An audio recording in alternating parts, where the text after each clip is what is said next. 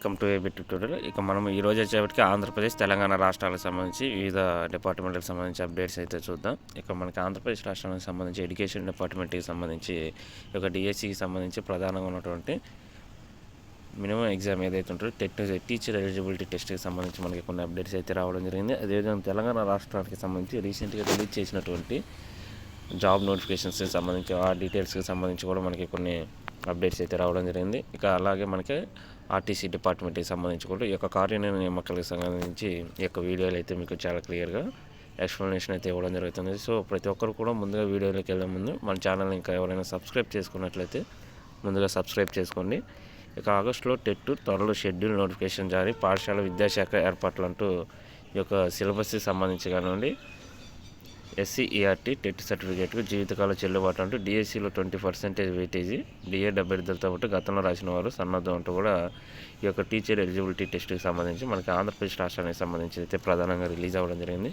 So Andhra Pradesh రాష్ట్ర వ్యాప్తంగా ఈ యొక్క రాష్ట్ర గవర్నమెంట్ ఎప్పటి నుంచో ఆలోచన చేస్తుందన్నమాట. మెగా DSC నిర్వహిస్తామంటూ కూడా గతంలో చెప్పడం జరిగింది. దానికి సంబంధించి ఇప్పుడు ముందుగా అయితే ఈ యొక్క టీచర్ ఎలిజిబిలిటీ టెస్ట్ నిర్వహించిన తర్వాత దీంట్లో ఎవరైతే క్వాలిఫై అవుతారో వీరికి వచ్చినటువంటి స్కోర్లు 20% అయితే వీటికి యాడ్ చేస్తామంటూ కూడా చెప్పడం జరిగింది అనమాట. సో టెట్ కూడా మనకి deciding factor of the job అనమాట. కన్ఫామ్గా మనకి టెట్లో హై స్కోర్ సాధించినట్లయితే ఇక DSCకి సంబంధించి ఈ యొక్క ఎగ్జామ్లో మనం దగ్గరగా ఆ స్కోర్ రీచ్ అయినట్లయితే ఈ యొక్క యాడ్ అయినట్లయితే టెట్ స్కోర్ యాడ్ కలుపుకున్నట్లయితే మనం జాబ్లో నిలబడే అవకాశాలు చాలా ఎక్కువ అవకాశాలు ఉన్నాయన్నమాట. సో ఇక్కడ వచ్చేప్పటికి మనకి ఈ యొక్క టెట్కి సంబంధించి ఆగస్ట్ అనమాట. ఇదిగోండి మనకి పరీక్ష ప్యాటర్న్ ఇలా ఉంటుంది. పేపర్ 1A కానీ 1B సంబంధించి ఇక్కడ మనకి ప్రశ్నలు స్కోర్స్కి సంబంధించి ఇవ్వడం జరిగింది. పేపర్ 2కి సంబంధించి కూడా అదేవిధంగా పేపర్ 2Bకి సంబంధించి ఇక్కడ ఇవ్వడం జరిగిందనమాట.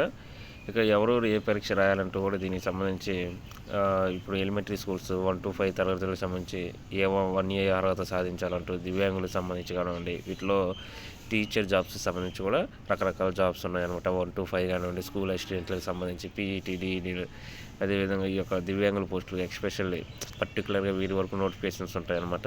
ఇక రెగ్యులర్ స్కూల్ 6 to 8 సంబంధించి కానివ్వండి, వీటి ఆధారంగా మనకి వెబ్సైట్ ప్యాటర్న్ సిలబస్ ఇవన్నీ కూడా మనకి APTET.APCIFSS.in అనే వెబ్సైట్లో మనకి దీనికి సంబంధించి కూడా ఇంకా ఫర్దర్ డీటెయిల్స్ అయితే మనం ఏమైనా కావాలనుకుంటే ఈ యొక్క లాగిన్ అయ్యి మనం చెక్ చేసుకోవచ్చు అనమాట. అదేవిధంగా మనకి ఈ యొక్క తెలంగాణ రాష్ట్రానికి సంబంధించి కొలువుల జాతర అంటూ కూడా తెలంగాణ రాష్ట్రం ఏర్పడిన తర్వాత 8 years తర్వాత దీనికి సంబంధించి పర్టికులర్గా మనకి ఒక అప్డేట్ అయితే రావడం జరిగిందనమాట.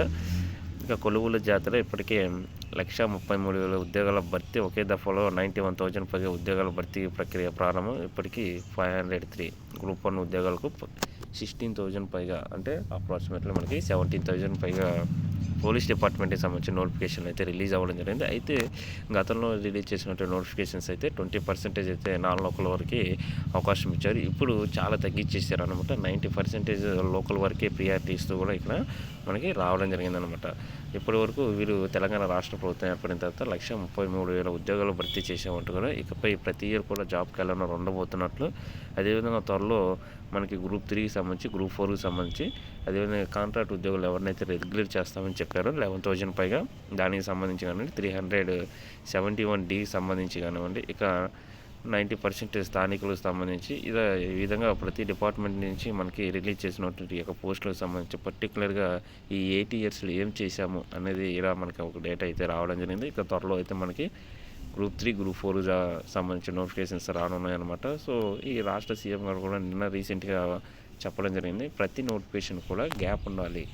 ఎందుకంటే నోటిఫికేషన్స్ ఇచ్చినంత మాత్రాన యూజ్ లేదు, గ్యాప్ ఉండటం వల్ల వీళ్ళు ఎవరైతే స్కిల్ కలిగిన వ్యక్తులు ఉంటారో వాళ్ళు ప్రిపరేషన్ అనేది కరెక్ట్గా చేసి ఎగ్జాక్ట్ టైంలో వీళ్ళు జాబ్ని రీచ్ అవ్వడానికి, తమ గోల్ని రీచ్ అవ్వడానికి అవకాశాలు ఉన్నట్టు కూడా రాష్ట్ర సీఎం గారు అయితే చెప్పడం జరిగింది అనమాట. ఇది ఒక మంచి గుడ్ న్యూస్ లాంటిది అనమాట. ఇంకా అదేవిధంగా మనకి ఇంకా తెలంగాణ రాష్ట్రానికి సంబంధించి ఆర్టీసీలో కారుణ్యం లేదా కుటుంబ పెద్దను కోల్పోయిన రోడ్డును పడ్డవారు వేడుకోలు, కారుణ్య నియామకాల కోసం కలెక్టర్కు ఆర్టీసీ MD లేఖ అంటూ కూడా ఈ యొక్క 1800 కుటుంబాలతో రాష్ట్ర సర్కారు ఆర్టీసీ ఆట అంటూ దీనికి సంబంధించి మనకు రావడం జరిగిందనమాట. సో ఆర్టీసీలో కారుణ్య నియామకాల కోసం సుమారు 2,000 పైగా ఈ యొక్క ఫ్యామిలీస్ అయితే ప్రజెంట్ వెయిట్ చేస్తున్నాయంటూ రాష్ట్ర సీఎంకి అయితే వీరు ఒక లెటర్ అయితే రాయడం జరిగిందనమాట. ఇక్కడ ప్రధానంగా వచ్చేప్పటికి మనకి ఈ యొక్క కరోనా టైం కానివ్వండి, ఆర్టీసీలో పనిచేస్తూ ఎవరైతే ప్రజెంట్ ఉద్యోగులు వర్క్ చేస్తున్నారో వాళ్ళైతే చనిపోయినటువంటి ఎవరైతే ఉంటారో వాళ్ళ యొక్క కుటుంబంలో ఏదో ఒక రూపంలో ఆ యొక్క డిపార్ట్మెంట్లో వీరికి తోడు అంటే ఆపన్నాస్తం అనేది ఇవ్వాలన్నమాట. దానికి సంబంధించి వీటిని కారుణ్య నియామకం అంటారనమాట. దానికి సంబంధించి ఇక్కడైతే మనకి ఆంధ్రప్రదేశ్ రాష్ట్రానికి సంబంధించి అనమాట ఇది APPSC. ఇంకా వీరికి ఎటువంటి విద్యార్హతను బట్టి ఉద్యోగం అంటూ కానీ కారుణ్య నియామకాల్లో అయితే మనకి వీటికి సంబంధించి రీసెంట్గా కూడా రావడం జరిగిందనమాట.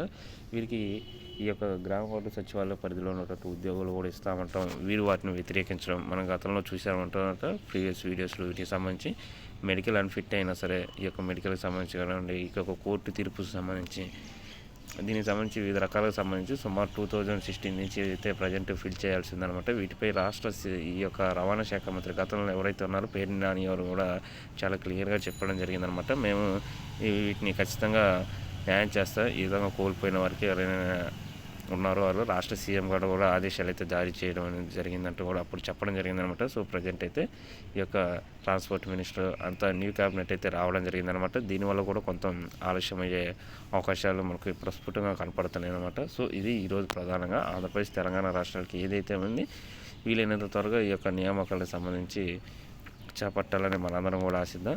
Thank you.